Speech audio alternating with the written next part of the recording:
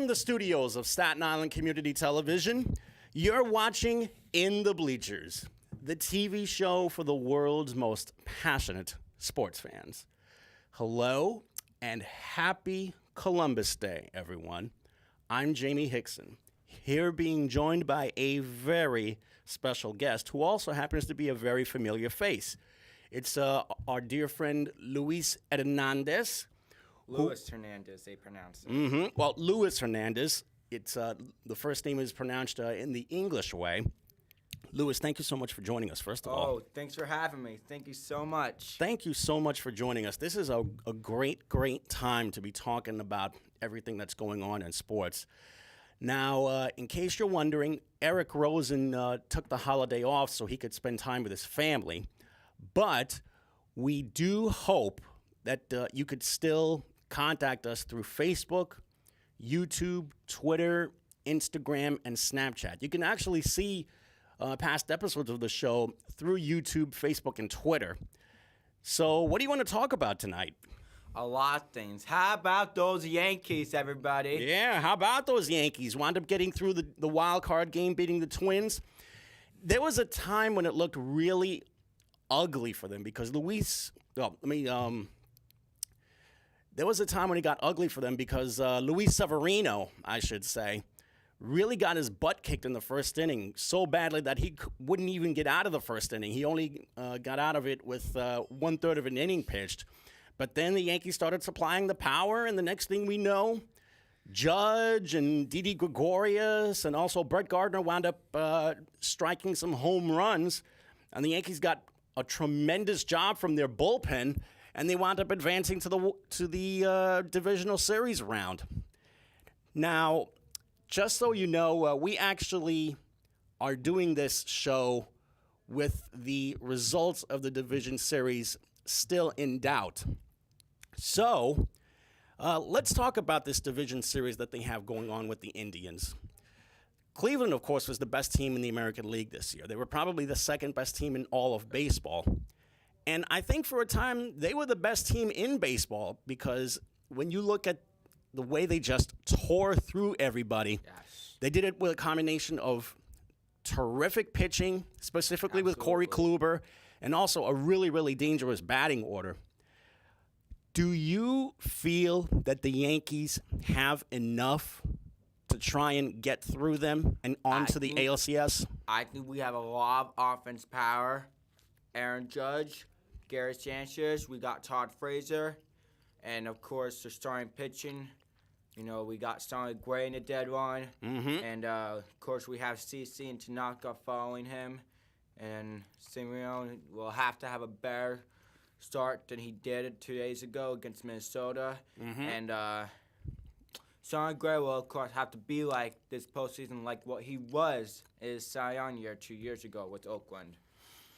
It's really important that you mentioned Sonny Gray. He wound up being sent to the Yankees over by the deadline, but between you and me, he's really disappointed. Well, it's been a combination of a disappointment for him and also the victim of some really rotten luck. Yes. Because in the majority of his starts, he didn't really get that much run support from the Yankees the way he could have. But as we all know, the regular season is a big contrast to the playoffs. Anything can happen in the playoffs.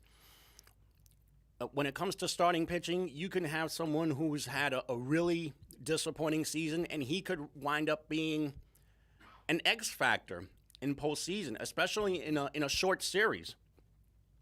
And Sonny Gray wound up starting Game 1 of this series, and if I'm not mistaken, CC Sabathia had Game 2, and then came the combination of Tanaka and Severino for the 2 games in Yankee Stadium. But let's talk a little bit further about this Yankee pitching staff. They seem to have really come together, specifically the last month of the regular season. Yes. CC Sabathia kind of surprised some people because there was a time when people thought that maybe it was time for him to bow out gracefully, but he proved a lot of people wrong, and he wound up coming away with 14 wins this year. And seems to me like he's still the same old CC as he was in years past, wasn't he? Yes, for example, Alex Rodriguez, people thought he was done. 2 years ago, when he came back, his comeback year after he was suspended for a season, he hit 33 home runs. He finished second in the AL Comeback Player of the Year race to Prince Fielder, in which suddenly both of those two players had unfortunately had to retire from baseball the following season, which A-Rod, of course, due to his age, Prince Fielder had to retire due to a serious neck injury, which forced him out of the game. Now, after the disaster of a sophomore season that Severino had last year, when he not only pitched terribly but also wound up getting hurt, this year he really showed his potential, and I think he might have exceeded his potential all in 1/3 year, because not only did he pitch with a lot more aggressiveness, he pitched with a lot more confidence too.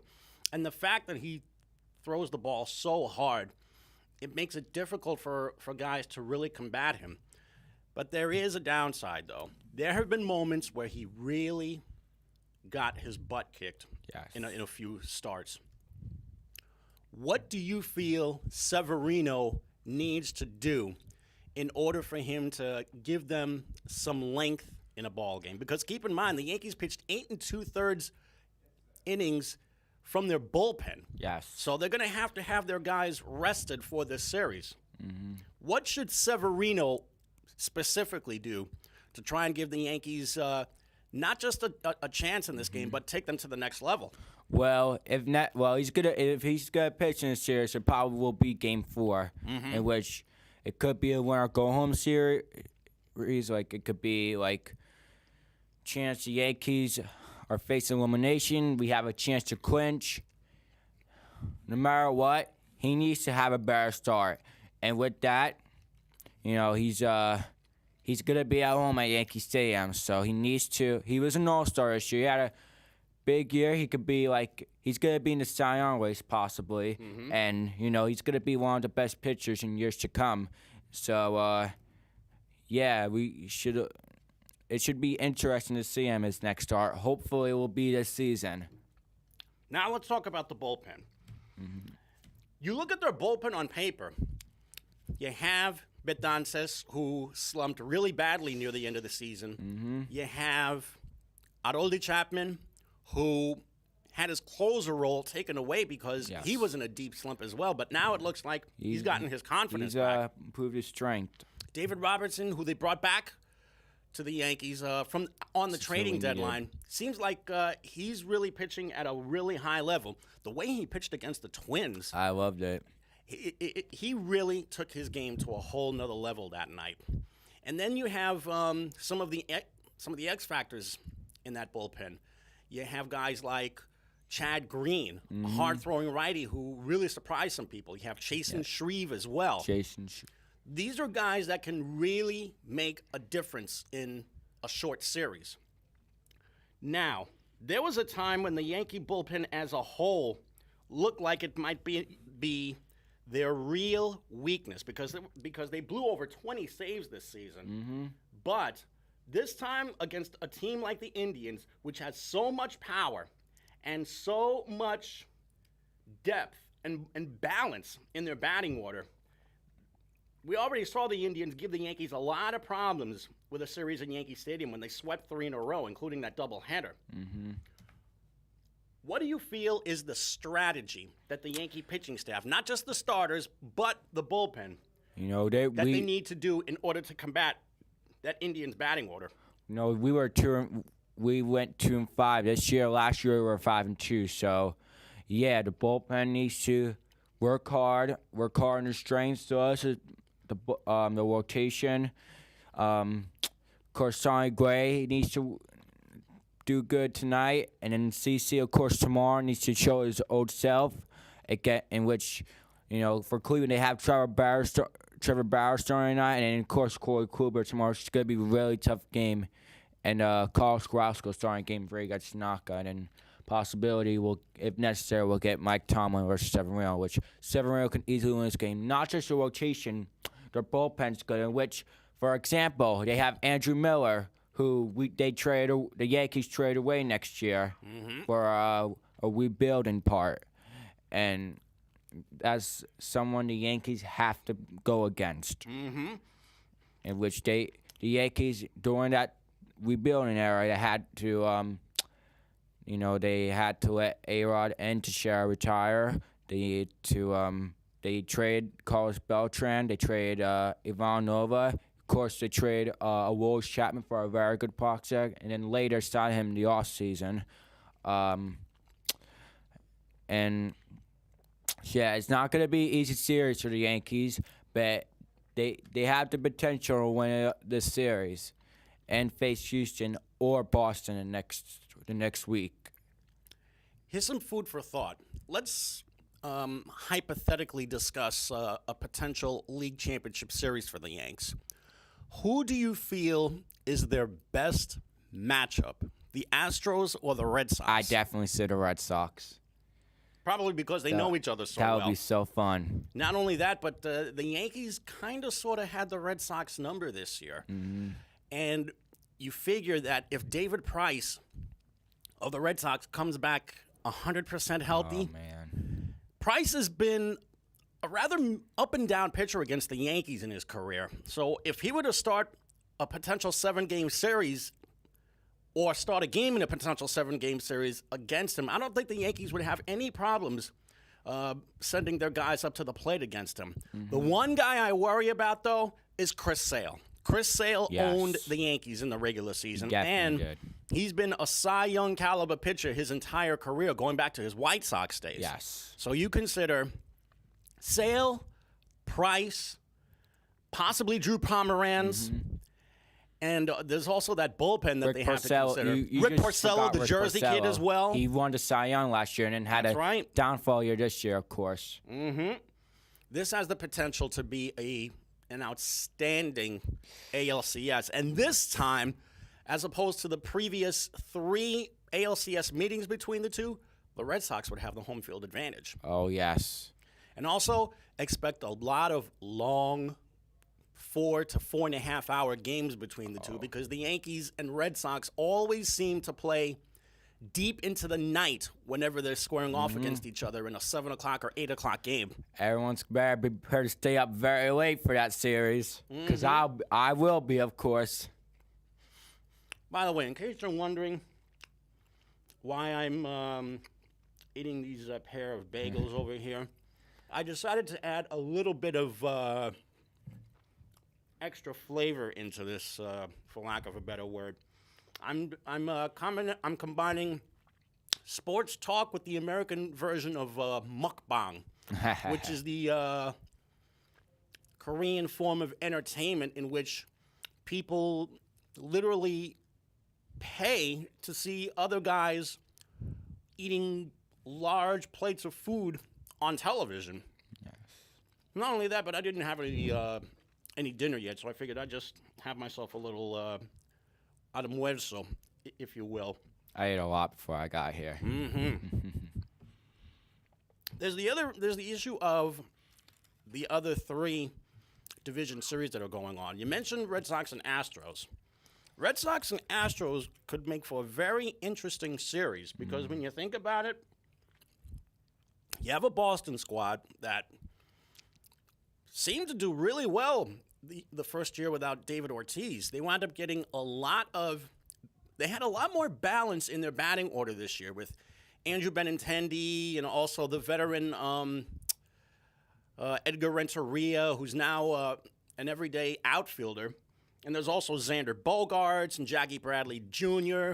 But probably the one constant for them this year has been Mookie Betts, a guy who could potentially be the American League's most valuable player this year.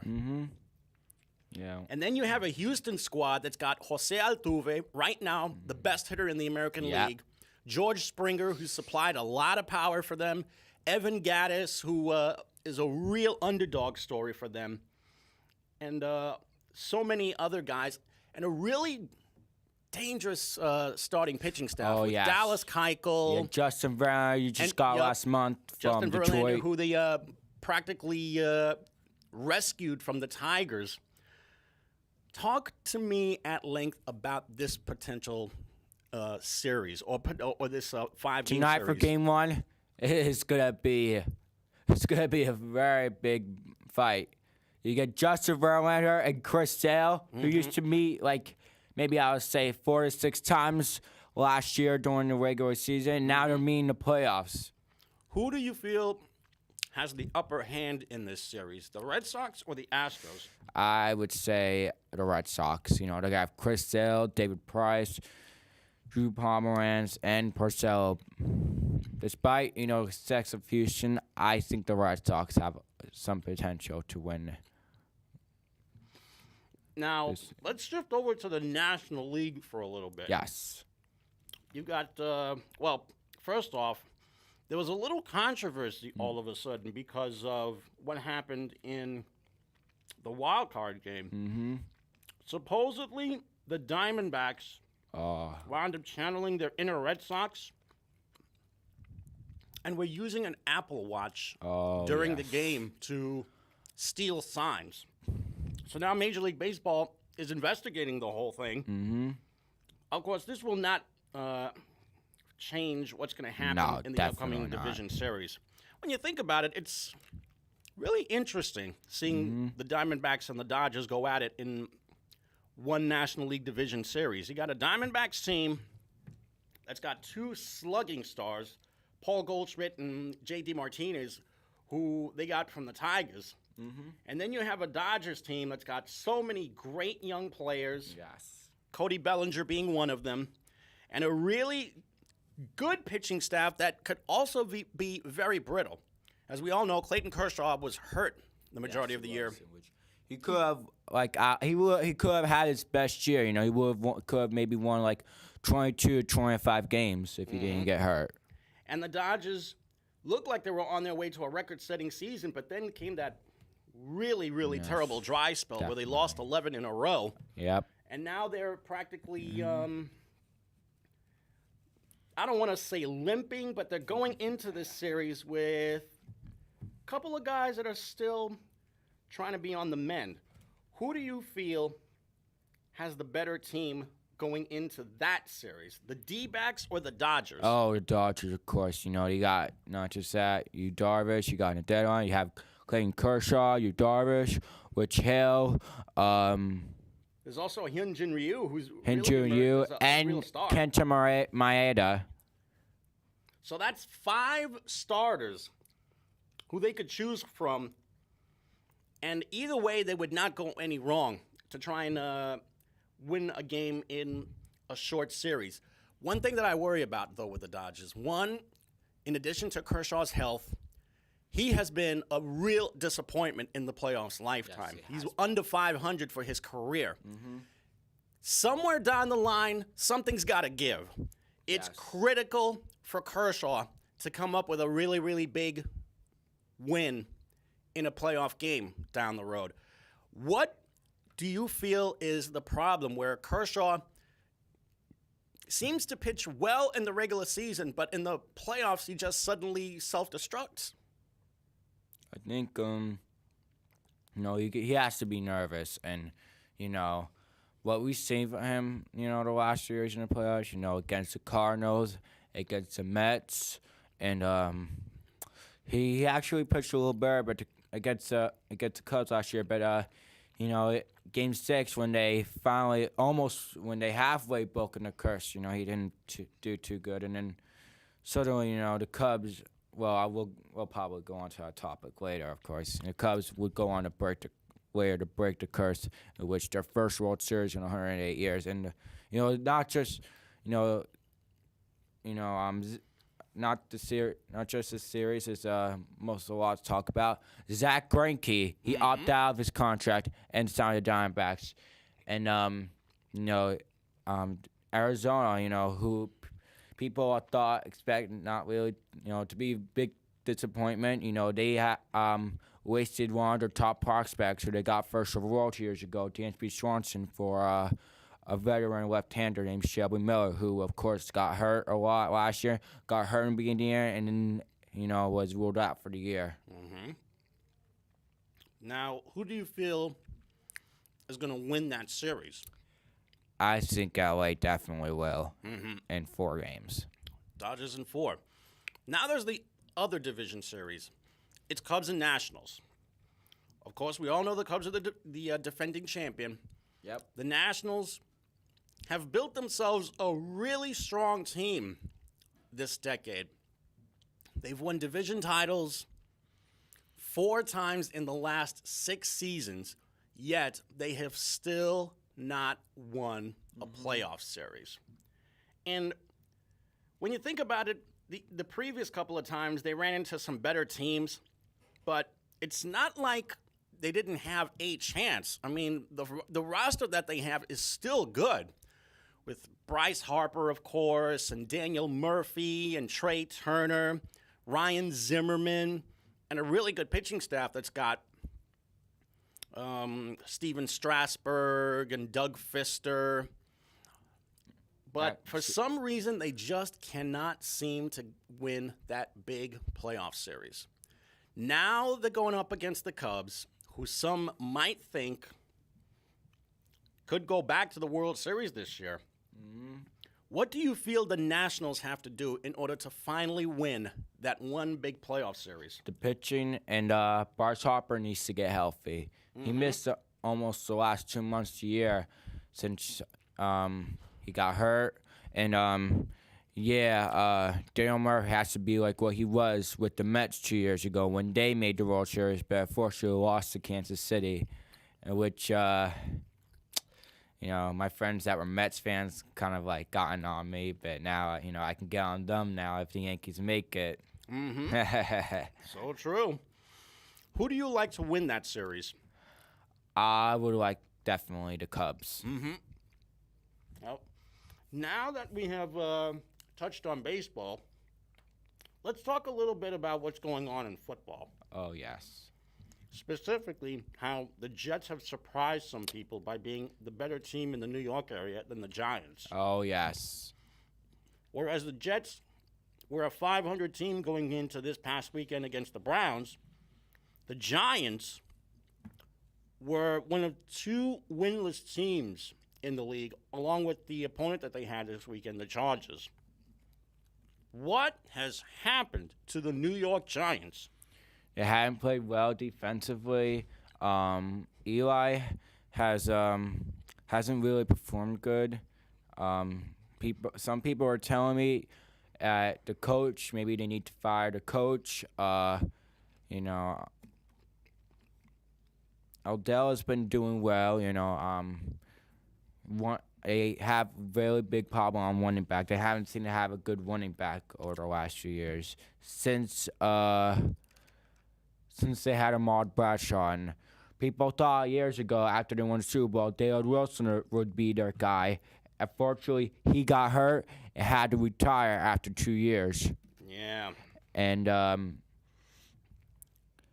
fortunately for him, he seems to be doing well in the track and field circuit. yes, he has been. That's been a much better career for him. And, the Giants, after winning Super Bowl 46 5 years ago, they have only made to the playoffs once, which was last season, in which some people say, will Eli ever play in a playoff game again? Well, I was saying that is in doubt. Well, now Eli has gotten to that point where he's approaching the twilight of his career. His 37th birthday is right around the corner. Yes, January 3rd. So now the Giants really have to look to their future to see who the next great quarterback is going to be for them once Eli retires. Not to say that he's going to be doing that anytime soon, because Eli can still play, though. He's still a very good quarterback. But at the same time, he's getting up there in age, and also, in addition to his moments where he's been sublime, he's also had his moments where he's really made the fans scratch their heads with his decision-making. Of course, not having a good offensive line has hindered matters for him. And also, you mentioned Odell Beckham Jr. Going into this past weekend, he hasn't had one single 100-yard game yet. And coincidentally enough, the Giants have not won a game with him getting less than 100 yards and catches. It's time for him to have that one breakout game. He can easily do it against Los Angeles, the Chargers, and Eli hasn't won a game, not just him. Philip Rivers hasn't won a game yet. They're still adjusting to the new small stadium in Los Angeles since they just moved there from San Diego. And I'll talk about quarterback replacement. They have a very top pick in the draft. They could go with quarterbacks like Josh Rosen, Sam Darnold. Who else? We can go with maybe Lamar Jackson from Louisville. Yes. Who I think is getting overlooked by the scouts. Which reminds me, you have a potential 1, 2, 3 in next year's draft with these 3 young studs. But who do you think has the potential to be the better quarterback in the NFL? I think it is still Sam because he, people said he will be the next Andrew Luck. I think he still has that potential. The same thing. Even though he lost his first game last week, people are saying that he may not play in the college football playoff championship games now. But, it's never too late for them. They can still do it. But just, they can't really, lose any more games. They got to keep winning. And, yeah, I like Sam. I think he has a very great NFL potential, like Rosen and Lamar Jackson. And, with Lamar, he's compared to, dual elite quarterbacks in the past, I would say Marcus Mariota, of course, Robert Griffin III, Colin Kaepernick, Russell Wilson. Comparing him to Robert Griffin III or Colin Kaepernick might be a death sentence for that poor kid because those 2 guys are out of the league right now. Yes, they definitely are. Well, RG3, people say he was going to be the best. He was going to be next great. He got hurt. Coach let him play. During a playoff game, he got hurt again. Came back the next season. Didn't live up to that potential since. His 4th season, got hurt in preseason. He was ruled out. Kirk Cousins took over to be the franchise quarterback. Then they released him. He went to sign Cleveland. That didn't work out, and now he's out. And we Colin Kaepernick. He played when Alex Smith got hurt in that game against St. Louis, which they're now the Los Angeles Rams. He played very well, went to the Super Bowl, in which they lost to Baltimore. Started all 16 games next year, went to a 12-4 record, and they lost to Seattle. And then, of course, San Francisco mutually parted ways with Jim Harbaugh. Mm-hmm. And then, his career wasn't the same since. He did play a little better last year, but he only won 1 game under Chip Kelly, in which he got fired, and Colin Kaepernick declined his player option, and he never decided to sign with anybody. Mm-hmm.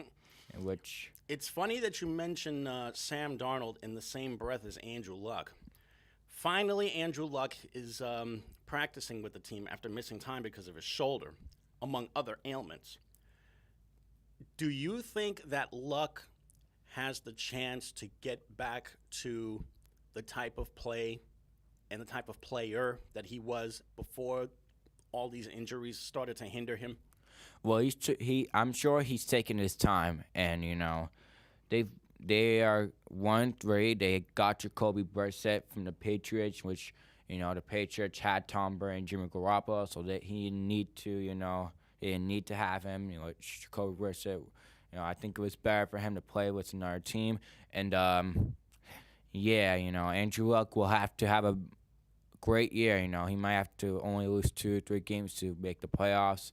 He could be like, Tom Brady, being out the first few games and, playing, having an MVP season in which, they really don't have too much. They have an okay offense. They don't really have a good defense. People are saying maybe the coach isn't, living up expectations to them, but they have a very strong division. The Jaguars,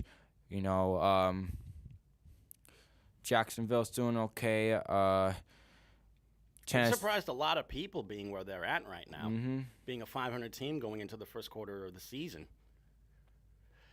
But You mentioned the Patriots before. Going into this past weekend, they were a 500 club. Should Patriots fans panic right now? Absolutely not. They were the same thing 3 years ago when they won Super Bowl 49, and Tom Brady's getting old. He's 40, so I would say do not panic.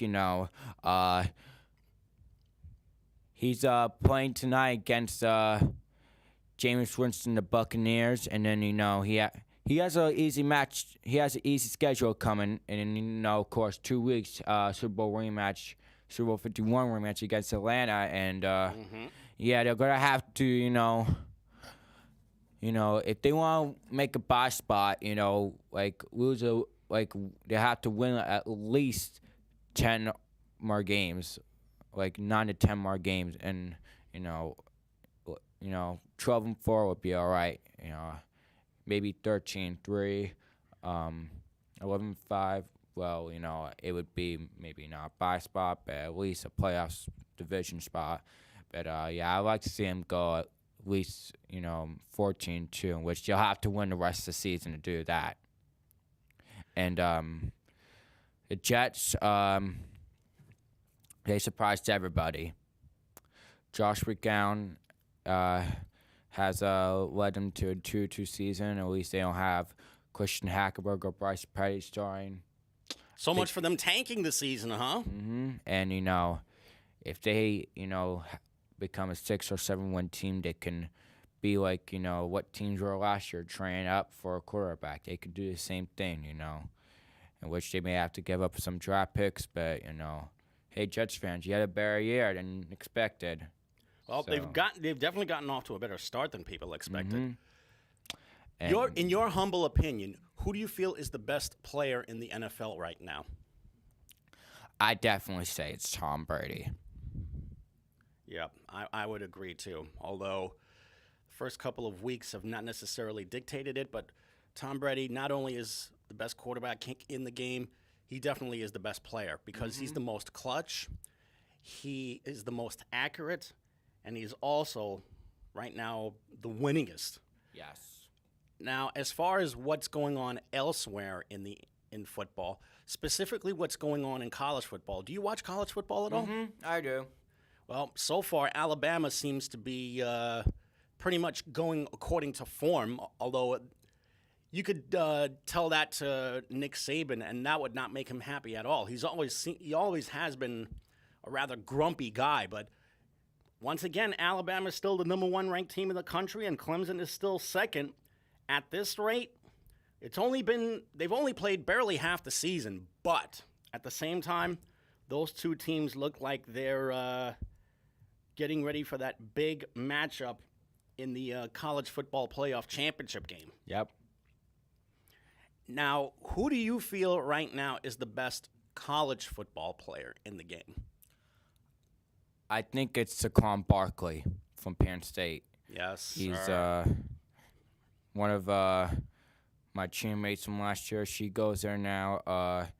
I'm sure Penn State has they have a great team. Unfortunately, they went down after that big scandal a few years ago, and which caused them to fire Joe Bertel right before his death, and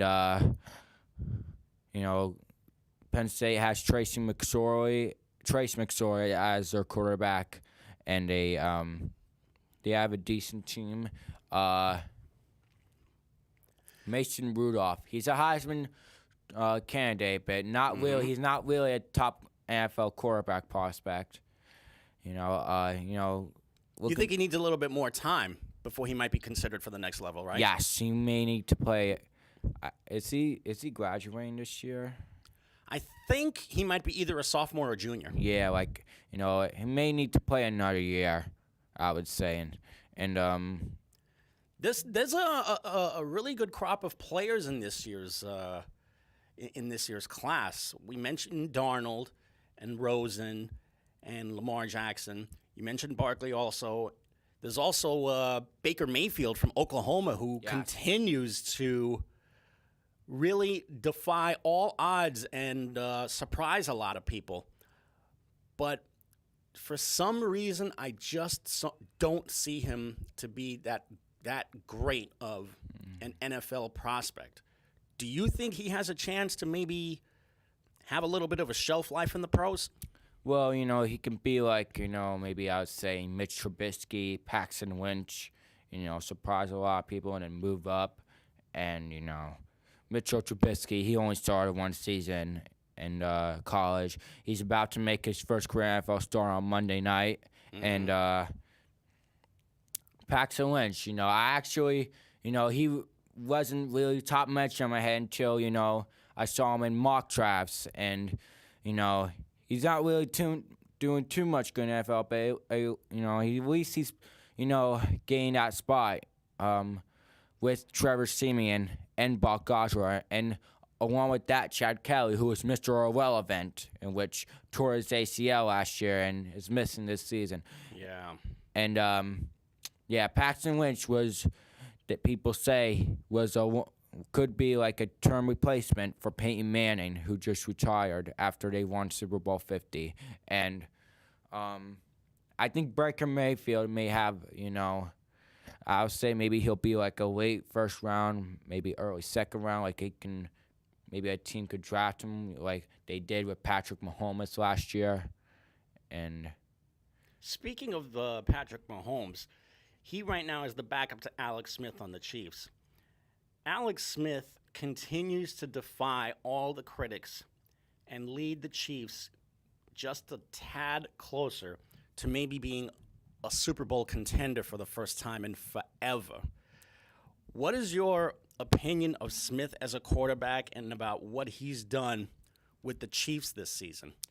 He has been an X factor, a comeback, and a most improved quarterback, like people expected to with him when he was drafted first overall in 2005 over Aaron Rodgers, who, of course, served 3 seasons as backup to Brett Favre, in which Patrick Mahomes can be that same type of player, in which he was drafted 10th overall. They traded up to get him.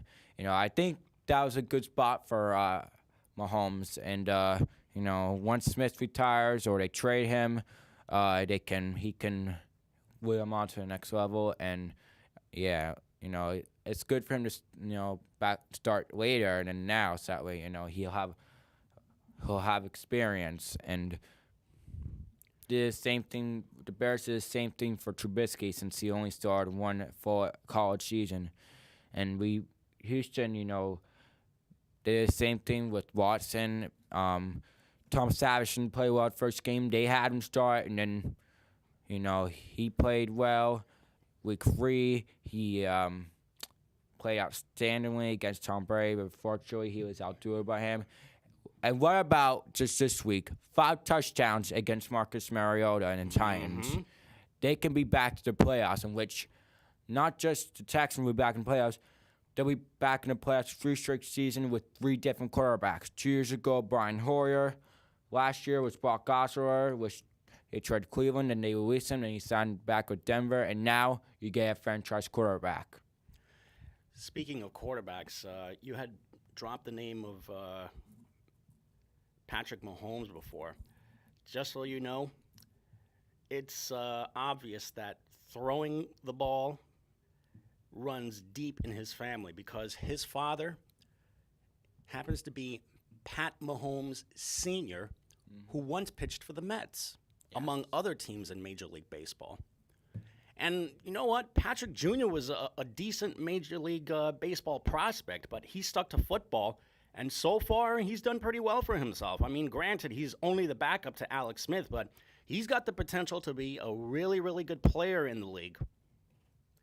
Now, as far as what else is going on in the college game, what do you think of what has gone on in college basketball, specifically how there was a major sting involving coaches not only raking in the dough, but dishing out the dough just to get those prized prospects? Just so you know, the first casualty of this whole thing was Chuck Person, the former NBA player who was an assistant at his alma mater, which is Auburn. Now, Rick Pitino is out as Louisville's head coach. And this is something that I was hoping to touch on for a long, long time. Mm-hmm. First, Chuck Person and then several other assistants wound up being busted in this really, really ugly financial scandal that's been going on. And now it's gotten so bad that it cost Rick Pitino his job. But when you think about it, this has come full circle for Rick Pitino because he oversaw 4 different programs: Boston University, UMass, Providence College, and Kentucky. Actually, he was head coach at UMass for a short time, and then came Providence, then Kentucky, which ironically enough was coming off of a really bad NCAA scandal of their own. And then after taking them to a title, wound up taking the Celtics job, failed miserably in the NBA, and then went back to Louisville. And it seemed like he wound up getting caught in one ridiculous scandal after another.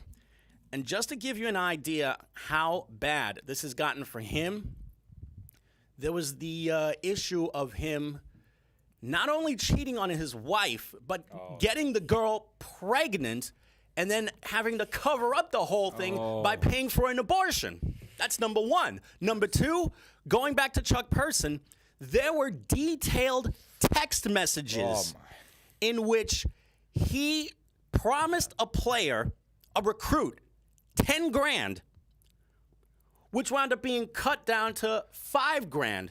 He would pay the first half of it immediately and then pay the other installment later when the kid signed up. If this doesn't show you that the NCAA is not only a crooked regime, but a very hypocritical one because of everything that has been momentarily swept under the rug before it gets discovered in the long term, then I don't know what is. This only leads to 2 questions. One, how much longer before the NCAA falls flat on their face after this latest scandal? What they did was very disgusting. And with that, there should be suspensions, there should be fines, the coaches maybe should be fired, according to head coach, should be banned from the league. Well, here's the next question. We've already seen countless instances. This scandal is nothing new. We saw SMU football get the death penalty. Mm-hmm. University of Miami basketball, Tulane University basketball, both of them got the death penalty because of major violations of money and gifts and women and other stuff.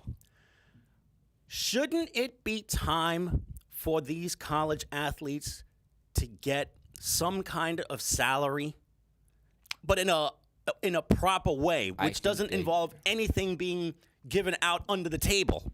I think they should, for good performances on a field. And, college football players don't get paid, but, maybe for, I would say Division I top teams, top players should be paid for their performances. And, of course, I looked at an article about Johnny Manziel a few years ago. Yeah. It was actually on my region. It was on my English region saying, should college athletes be paid?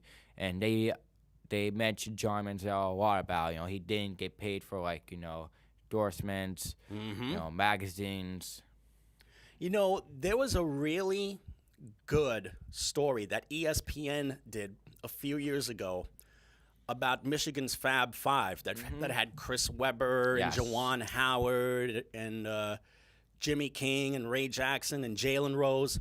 3 of those guys wound up having really good NBA careers.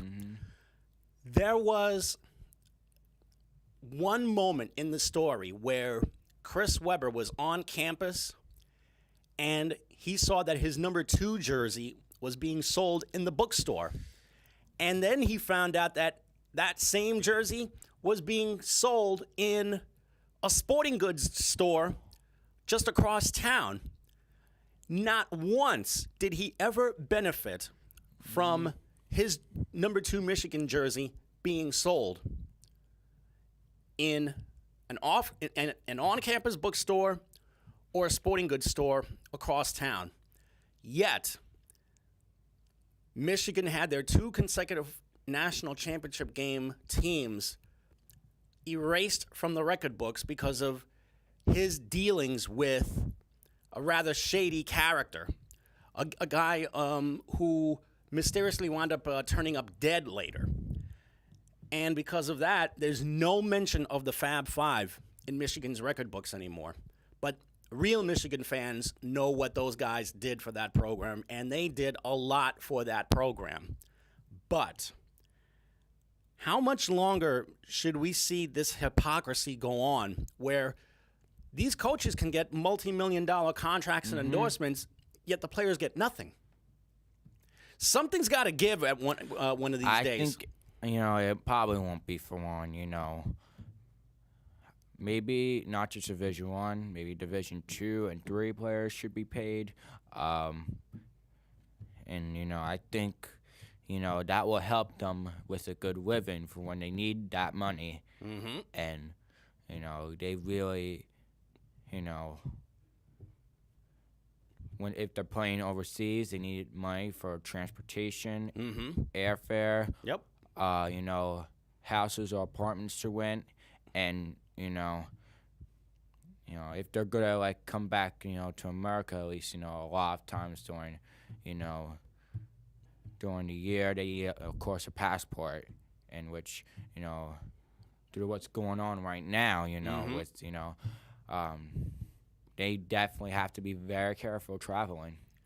It's funny that you mentioned these guys playing overseas because there are certain players who may not have much NBA prospects, yet they may be considered just good enough to suit up for a team overseas. Mm-hmm. You wouldn't believe how many stories I've seen of guys who have just a little cup of coffee in the NBA, yet they're bouncing around from one country to another overseas. They'll be in Italy one moment, and then they'll go to France, Germany, Spain, Portugal, Croatia, Russia, the Philippines, even China. China has become big business for basketball all of a sudden because a lot of guys who had NBA connections or even college connections for a while are suiting up for teams in communist China. Stephon Marbury is one of them. He's spent the last, I think, 8 years playing professionally in China, and he's won multiple championships for his team over there, and he's become an icon in the Chinese basketball circuit over there. So, it's good to see these guys keep their dreams alive, but with all of the civil unrest that's been going on, they really do need to watch where they're going because not everybody takes too kindly to Americans overseas. Now, as far as what's going on in basketball, the preseason just got started. And, of course, the big stories around the league have been what's been going on with some of the superstars finding new addresses. For example, Kyrie Irving and Gordon Hayward, now teammates on the Celtics. Mm-hmm. Carmelo Anthony, after 6.5 years with the Knicks, he's got 2 new teammates to work with in Oklahoma City.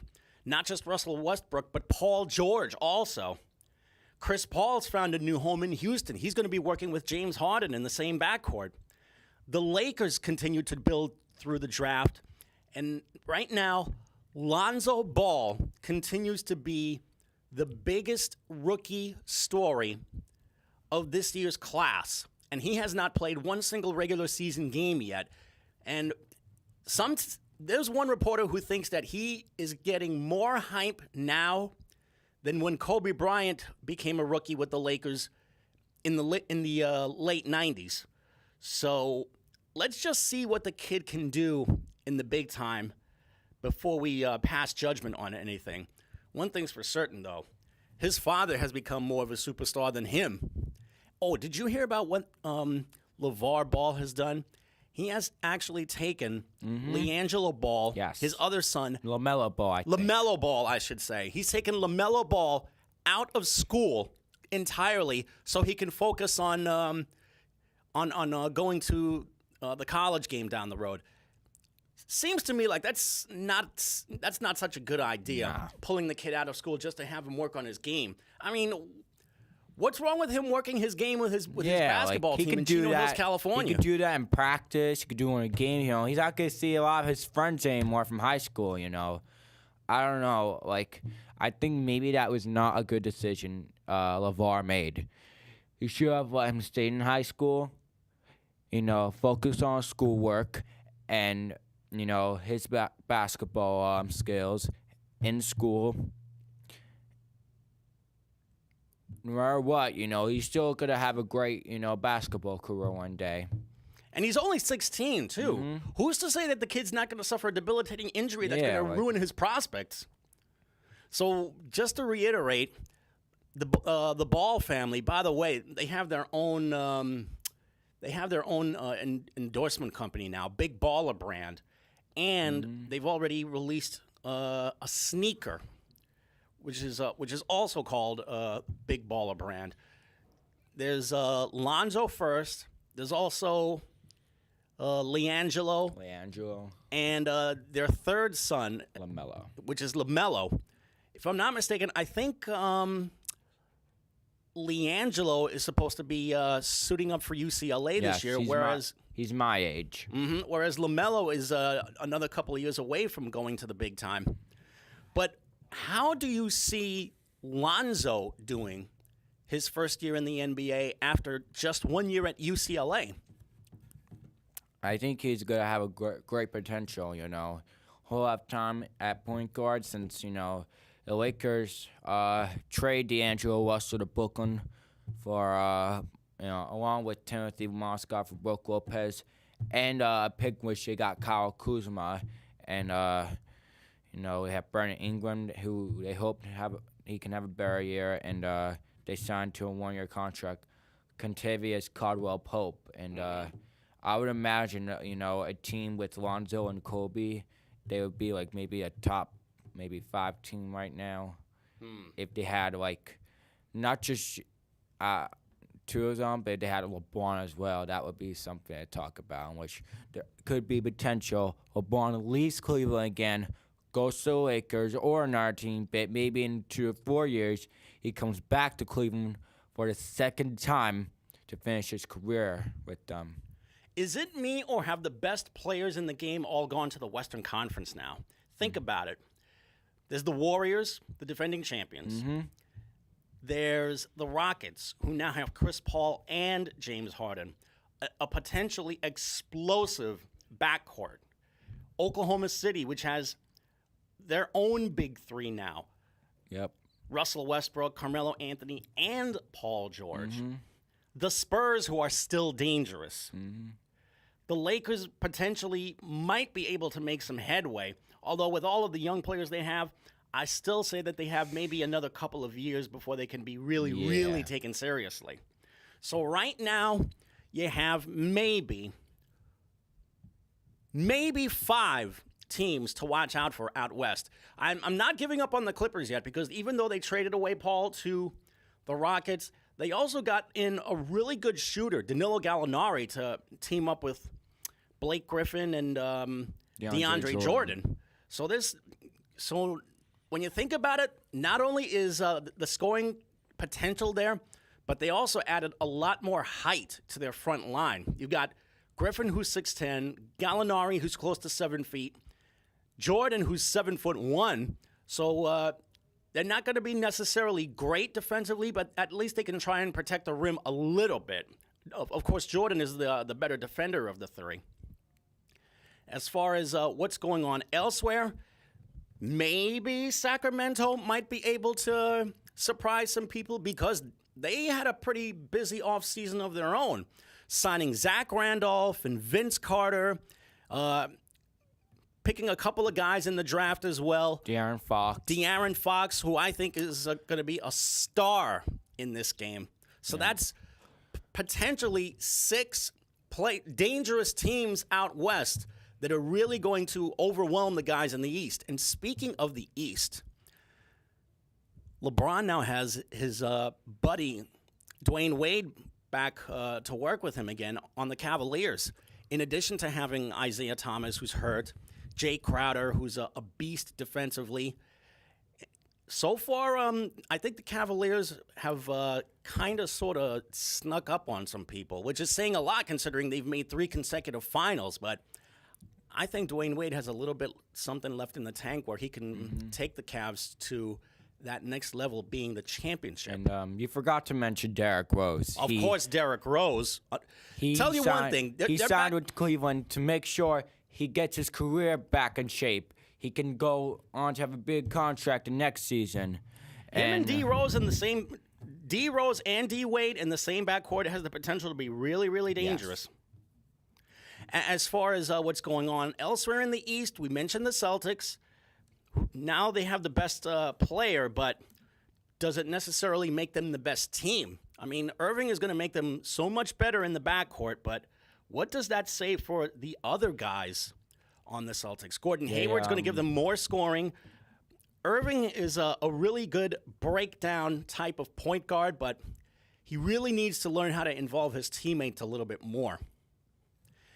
Now, in our neck of the woods, the Knicks and Nets, now that we've seen the Knicks trade away Melo, this only proves this is Kristaps Porzingis' team once and for all.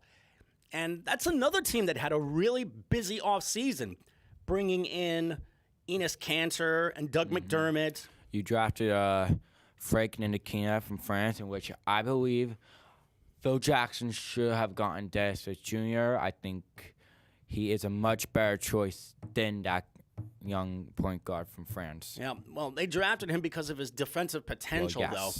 But they also wound up getting Damian Dotson in the draft as a second-round pick. Also getting Luke Cornet as a two-way player. Yep. Michael Beasley. Yeah, Michael. Jarrett Jack, Ramon Sessions. More than half their roster is new guys. But does that necessarily translate into being a better team? Who knows? Yeah. As for the Brooklyn Nets, they had a busy offseason. You mentioned getting D'Angelo Russell, who I think is a brilliant player. That's when he's on his best behavior. But also they got Timofey Mozgov, who could probably be better for them defensively than Brook Lopez ever was. And also getting Damari Carroll and Alan Crabb. You got Jared Allen, who they drafted out of Texas.